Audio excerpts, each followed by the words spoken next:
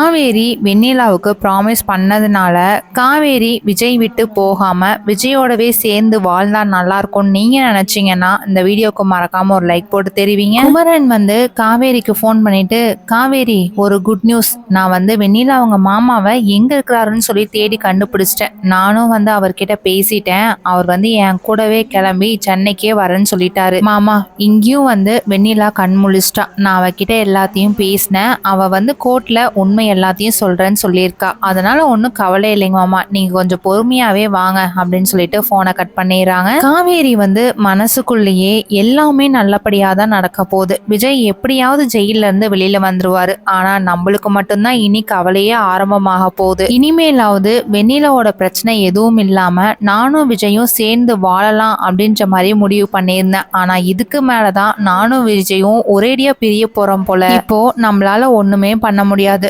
நானுமே வெண்ணிலா கிட்ட ஸ்ட்ராங்கா ப்ராமிஸ் பண்ணி கொடுத்துட்டேன். அதனால நான் விஜய் விட்டு விலகிதான் ஆகணும் அப்படின்ற மாதிரி நினைச்சிட்டு ரொம்பவே ஃபீல் பண்ணிட்டு உட்காந்துருக்காங்க. விஜய் வந்து ஜெயில இருந்து வந்ததுக்கு அப்புறம் வெண்ணிலா தான் இனி சேர்ந்து வாழணும் அப்படின்ற மாதிரி முடிவு பண்ணிருப்பா. அதனால நம்ம அம்மா வீட்டுல இருக்கிறதும் நல்லதுக்கு இல்ல. ஏன்னா விஜய் வந்து நம்மளை விட்டு இருக்க மாட்டாரு. அதனால நம்ம கிட்ட வந்து பேசுறதுக்காக ட்ரை பண்ணுவாரு. நம்ம இனி இங்க இல்லாம எங்கேயாவது கிளம்பி போயிடணும். அம்மா கிட்ட வேற என்ன சொல்றதுன்னே தெரியல அப்படின்ற மாதிரி நினைச்சிட்டு இருக்கும் போது சரி நம்ம ஒரேடியா கொடைக்கானலே கிளம்பி போயிட்டா அப்படின்ற மாதிரி நினைக்கிறாங்க. அடுத்த நாள் காலையில கோர்ட் வந்து தீர்ப்பு கொடுக்குது. விஜய் வந்து இனி ஜெயில இருக்க மாட்டாரு, நாங்க ரிலீஸ் பண்ண போறோம் அப்படின்ற மாதிரி சொல்லும் போது விஜய்க்கு காவேரிக்கு எல்லாத்துக்குமே ரொம்ப சந்தோஷமா இருக்கு. காவேரி அங்க இருந்து வெளியில கிளம்புறாங்க. அந்த டைம்ல விஜய் போயிட்டு காவேரி கிட்ட, காவேரி நான் வெளியில வந்துட்டேன், ஆனா உனக்கு சந்தோஷமே இல்லையே, ஆமா நீ எங்க பேக் எடுத்துட்டு கிளம்பிட்ட? இல்லைங்க, எனக்கு கொடைக்கானல் வரைக்கும் ஒரு வேலை இருக்கு, அதனால போயிட்டு வரலாம் அப்படின்னு சொல்லிட்டு கிளம்பிட்டேன் அப்படின்னு சொல்லும் போது விஜய் இருந்துகிட்டு,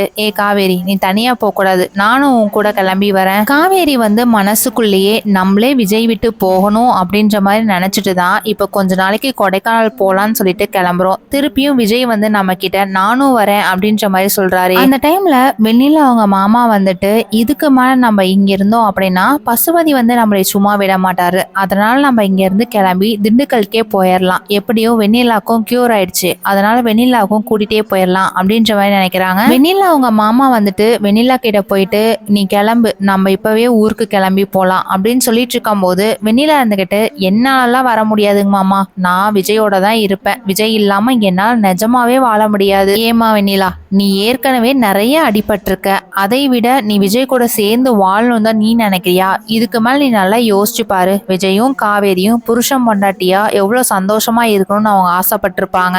உனக்கு நானே விஜய் விட ஒரு சூப்பரான மாப்பிள்ளையை பார்த்து கல்யாணம் பண்ணி வைக்கிறேன் அப்படின்னு சொன்னதும், அதெல்லாம் முடியாதுங்க மாமா, என்னால விஜய் இல்லாம இருக்கவே முடியாது. அந்த டைம் வந்து வெண்ணிலா மனசுக்குள்ளேயே விஜயும் எப்ப பார்த்தாலும் காவேரி இல்லாம இருக்கவே முடியாதுன்னு சொல்லி சொல்றாரு. காவேரியும் வந்து இந்த டைம்ல கன்சீவ் ஆயிருக்கா. எந்த ஒரு பொண்ணா இருந்தாலும் தான் புருஷன் கூட சேர்ந்து வாழணும்னு தானே நினைப்பாங்க. அப்போ மாமா சொல்றதும் கரெக்ட் தான், நம்ம இனி விஜயை அடையணும் அப்படின்னு நினைச்சோம்னா அது கண்டிப்பா முடியாது. அவங்க ரெண்டு பேத்துக்குள்ள தேவையில்லாம நம்மளால பிரச்சனை வரும். நம்ம இந்த அளவுக்கு கியூர் ஆயிட்டு வரும்போதே நம்ம நல்லத்தனமா இங்க இருந்து திண்டுக்கல்கே போயிடணும். வெண்ணிலா வந்து நம்பிராஜன் கிட்ட, மாமா சரி வாங்க நம்ம ஊருக்கே போலாம் அப்படின்னு சொல்லும் போது வெண்ணிலா அவங்க மாமா இருந்துகிட்டு, சரி வாமா வெண்ணிலா நம்ம போயிட்டு காவேரி கிட்ட பேசுவோம், நீ தான் சத்தியம் பண்ணி கொடுத்துருக்கிறியாமே அந்த விஜய் விட்டு போக சொல்லி, அந்த காவேரியும் நீ சொல்ற மாதிரியே விஜய் விட்டு போகணும் அப்படின்ற மாதிரி நினைச்சிட்டு கொடைக்கானலே கிளம்புறாளாட்டிருக்கு, நம்ம போயிட்டு அவளை கையோட கூட்டிட்டே வந்துடலாம், விஜயோடவே சேர்த்து வச்சுட்டு நம்ம இங்க இருந்து திண்டுக்கல்கே போயிடலாம் அப்படின்னு சொல்லிட்டு கூப்பிடுறாங்க. ரெண்டு பேருமே காவேரி தேடி போகும்போது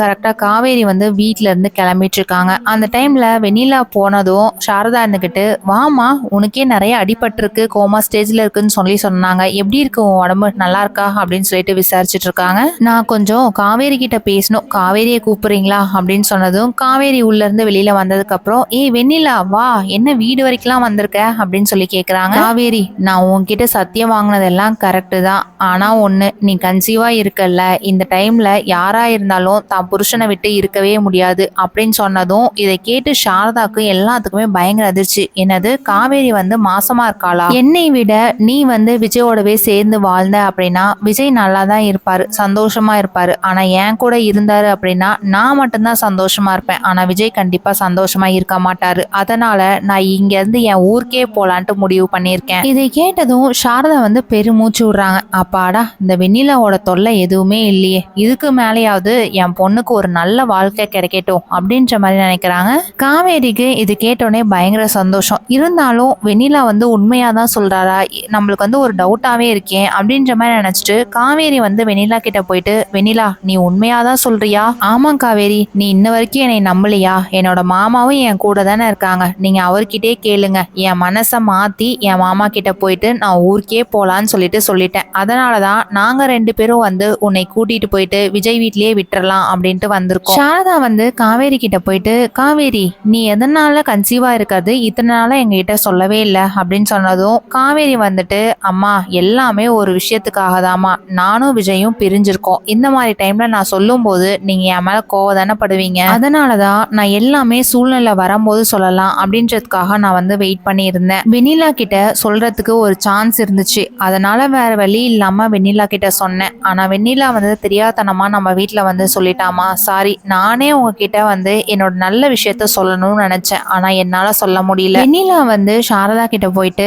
ஆன்ட்டி நான் உங்ககிட்ட ஒண்ணு சொல்றேன், விஜய் வந்து ரொம்பவே நல்லவருங்க ஆன்ட்டி. விஜய் எப்ப பார்த்தாலும் காவேரி இல்லாம என்னால இருக்கவே முடியாதுன்ற மாதிரி சொன்னாரு. பாருங்க நானே விஜயை லவ் பண்ணிட்டு விஜய் விட்டே போயிடலாம் அப்படின்ற மாதிரி முடிவு பண்ணிட்டேன். காவேரி வந்து உங்களுக்காக மட்டும்தான் விஜய் விட்டுட்டு இருக்கிறாங்க. ஆனா நீங்க சரின்னு ஒரு வார்த்தை சொன்னீங்க அப்படின்னா கண்டிப்பா இங்க இருந்து விஜய் வீட்டுக்கே கிளம்பிடுவாங்க. உங்க பொண்ணோட வாழ்க்கை நல்லா இருக்குங்க ஆன்ட்டி, நீங்க நம்புங்க அப்படின்னு சொன்னதுனால சாரதா வந்து பயங்கரமா யோசிக்கிறாங்க. பாட்டி வந்து சாரதா கிட்ட போயிட்டு, ஏன்டி சாரதா, அதான் வெண்ணிலா பொண்ணே சொல்லிடுச்சுல விஜய் ரொம்பவே நல்லவரு அப்படின்னு சொல்லிட்டு, அதுவும் இல்லாம காவேரியும் வந்து மாசமா இருக்கால, அதனால நீ விஜயோடவே அனுப்பி வச்சிரு. கங்கா போயிட்டு சாரதா கிட்ட, அம்மா பாட்டி சொல்றதும் கரெக்டு தான்மா, காவேரி மனசுக்குள்ள விஜய் இருக்கிறாருமா, ஆனா உங்களால மட்டும்தான் காவேரி வந்து யோசிச்சே இருக்காமா. நீங்க ஒரு வார்த்தை சொல்லுங்கம்மா, காவேரி கண்டிப்பா இங்க இருந்து போயிடுவா. அம்மா வெண்ணிலாவால தான் இத்தனை நாளா வந்து பிரச்சனை அப்படின்ற மாதிரி நினைச்சிட்டு தானே நம்மளும் இங்க கூட்டிட்டு வந்திருந்தோம். அதான் வெண்ணிலாவும் ஊருக்கே போறாள்லம்மா, தயவு செய்து காவேரி அனுப்பி வைங்கம்மா. சாரதா வந்து காவேரிட்ட போயிட்டு, காவேரி உன்னோட முடிவு நீ என்ன பண்றியோ பண்ணிக்கோ, அதை பத்தி நான் எதுவும் சொல்றதுக்கு இல்லை அப்படின்னு சொன்னதும் காவேரி வந்துட்டு, அம்மா நான் விஜயோடவே சேர்ந்து வாழ்றேம்மா, எனக்கு ரொம்ப பிடிச்சிருக்குமா அந்த வாழ்க்கை. ஆன்ட்டி நீங்க ஒன்றும் கவலைப்படாதீங்க, இதுக்கு மேல நான் எந்த ஒரு பிரச்சனையும் பண்ண மாட்டேன். நானே காவேரியை கொண்டுட்டு போய் விஜய் வீட்லயே விட்டுட்டு அதுக்கப்புறம் நாங்க அங்க இருந்து ஊருக்கு போலான்னு முடிவு பண்ணிட்டோம். ப்ளீஸ் தயவு செய்து எங்களோட அனுப்பி வைங்க. சாரதா வந்து சரின்னு சொன்னதுனால காவேரி வந்து ரொம்பவே சந்தோஷத்துல பேக்ல ட்ரெஸ் எல்லாம் எடுத்து வச்சுட்டு வெண்ணிலாவோட கிளம்புறாங்க. வெண்ணிலா இருந்துகிட்டு, ஆன்ட்டி நான் போயிட்டு வரேன் அப்படின்னு சொல்லிட்டு அங்க இருந்து எல்லாருமே கிளம்புறாங்க. வெண்ணிலா வந்து விஜய் வீட்டுக்கு போனதுக்கு அப்புறம் காவேரியை கொண்டுட்டு போய் விட்டுட்டு விஜய் கிட்ட, விஜய் இதுக்கு மேல நான் இங்க இருக்கிறது நல்லதுக்கு இல்ல, நாங்க ஊருக்கே கிளம்பி போறோம் அப்படின்னு சொல்லிட்டு பேக் எல்லாமே எடுத்துக்கிட்டு வெண்ணிலா அவங்க மாமாவும் அங்க இருந்து கிளம்புறாங்க. இதை பார்த்த தாத்தா பாட்டிக்கு ரொம்பவே சந்தோஷம். இதுக்கு மேலேனாவது காவேரி விஜயோட வாழ்க்கை எந்த ஒரு பிரச்சனையும் நடக்கக்கூடாது அப்படின்ற மாதிரி நினைக்கிறாங்க. வெண்ணிலா வந்து விஜயும் காவேரியும் சேர்த்து வைப்பாங்களா என்னங்கிறத வெயிட் பண்ணி பார்க்கலாம். நம்ம சேனலை பிடிச்சிருந்தா சப்ஸ்கிரைப் பண்ணிக்கோங்க. தேங்க்யூ.